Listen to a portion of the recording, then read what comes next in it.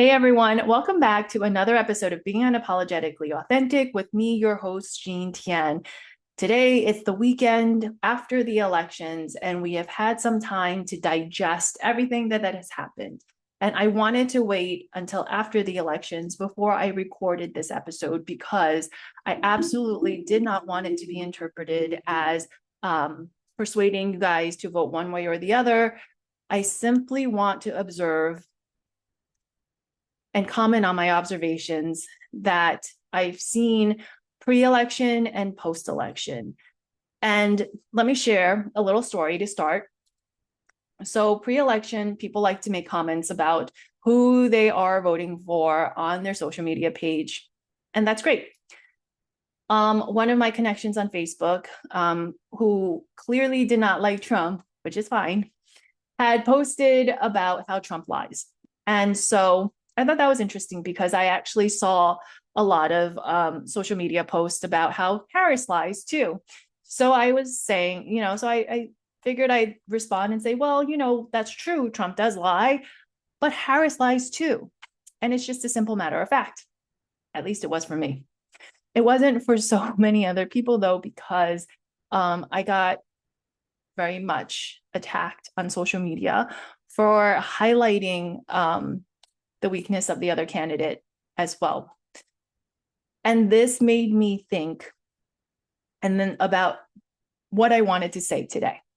And it's not about the individual, but it's just about my observations. Sorry, my neck hurts. It's just about my observations, how our emotions filter our ability to ask questions, to have constructive conversations when we are in conflict.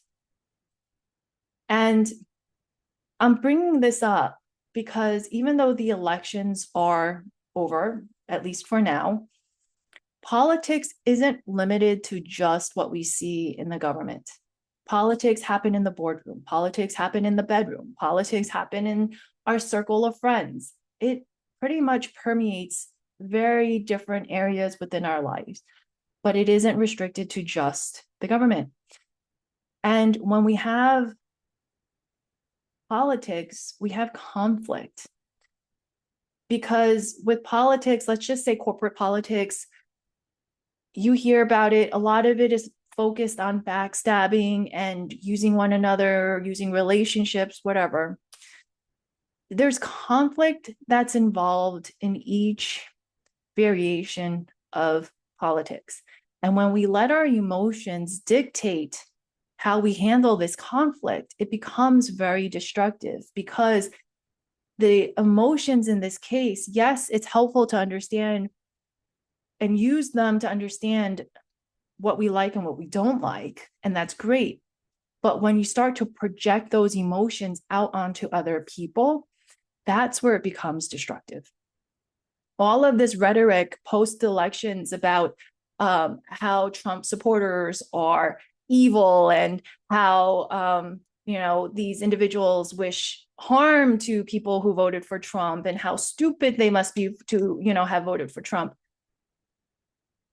When you are communicating or trying to communicate from that aspect, the message is not getting across the way that you want them to get across, right? Because people will immediately shut down.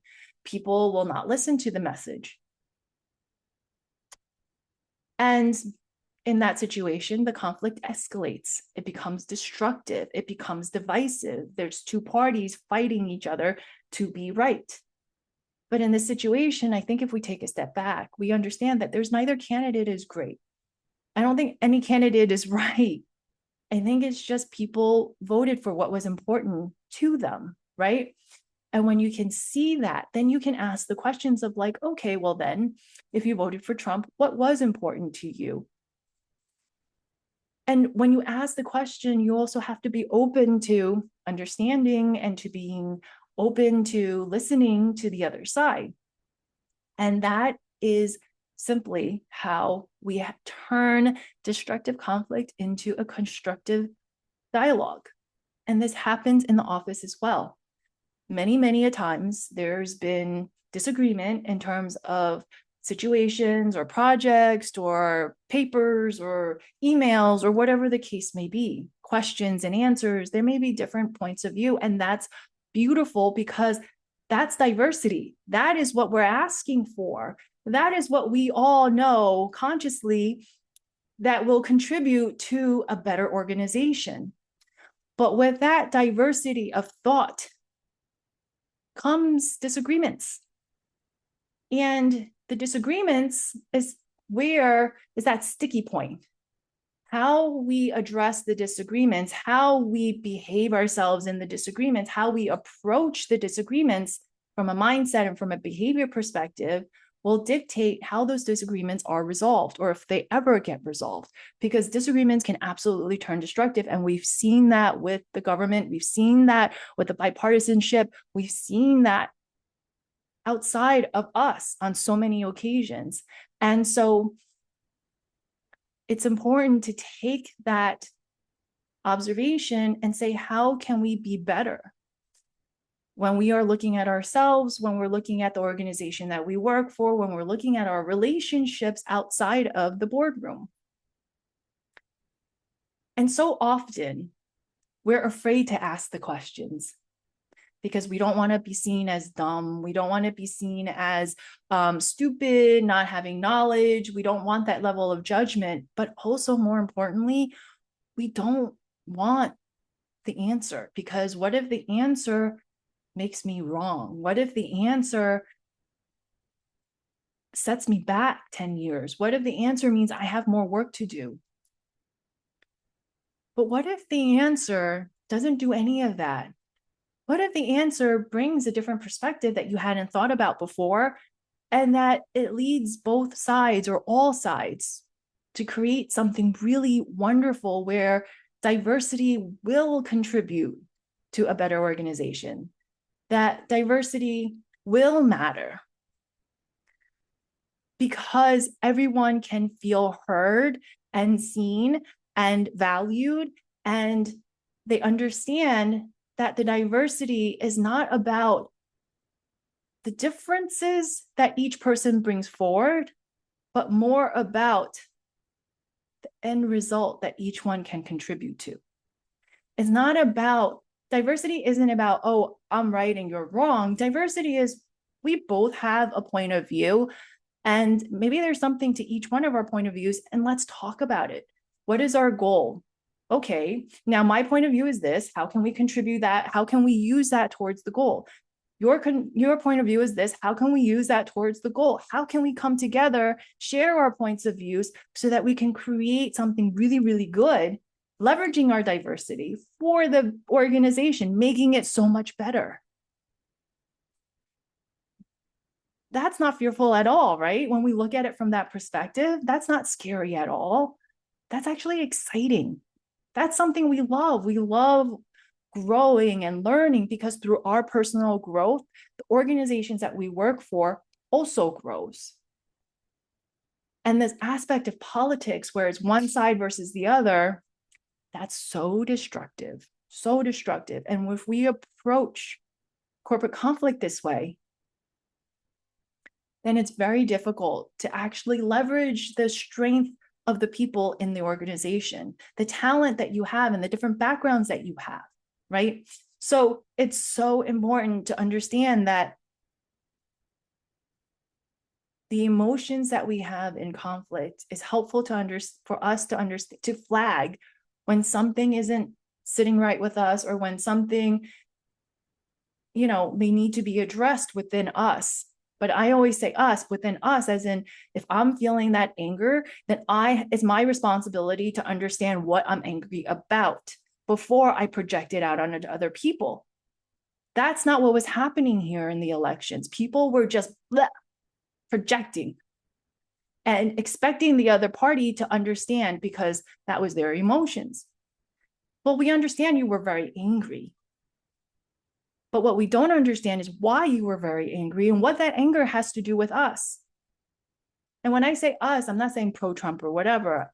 That's not what I'm saying. I'm saying us as in the recipient of the anger, the other side that that we were getting projected on. That's the us. So what if instead of projecting this anger out onto other people, we take the time to understand where our anger comes from, where the fear comes from, and then say, okay, I understand. These are the things I'm not understanding that's creating the fear and the anger. So these are the things I'm going to ask about. I want to learn more about, because maybe the other person has a solution. Maybe the other person has a perspective that I hadn't thought about. So let me start from scratch and have the curiosity to learn, to be better for ourselves. And when we can do that for ourselves, everyone around us blossoms and grows too. So this is what I wanted to talk about. Using what we've seen in politics to show how it is so relevant in our day-to-day lives and how we can take what we've seen and make it better, to create better, to create more, by allowing for our emotions to indicate to us when something needs to be investigated within us, and then coming forward to talk to the other person to understand where they're coming from, to ask the questions and not be afraid, not be driven by fear that perhaps they're right anyway, or perhaps they did have the better solution, or the solution not necessarily right or better, but the solution that worked for the goal that you guys are having, because they just happened to have an extra piece of information that was critical. And you didn't have that, and that's okay. Nobody makes it wrong. And you're not weak for not having that. We're not always allowed to we're not always accessing or having the ability to access all the information that other people have, and that's okay too.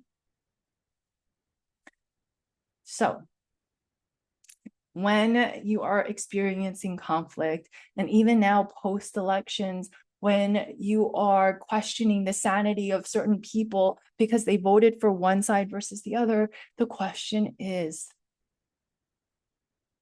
why? Ask the question.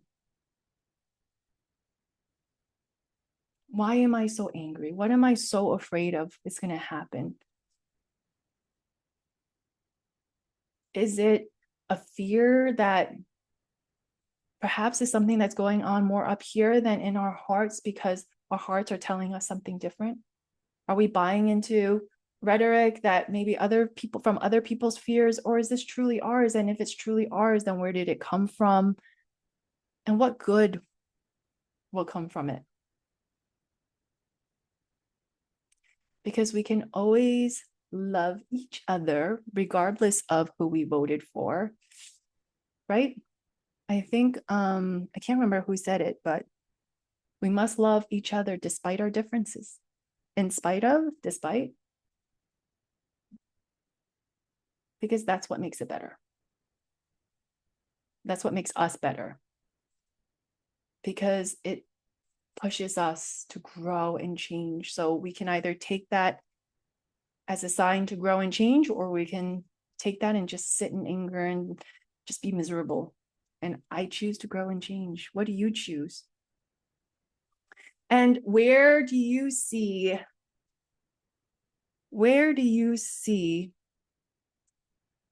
this type of conflict and politics at work? And after the session or after this episode, how would you approach it now? Thank you very much for joining us. I am so excited to share another episode with you. And if you have gained value from this one, please like and subscribe, and also share with your friends who may benefit from this. I'll talk to you guys soon. Bye.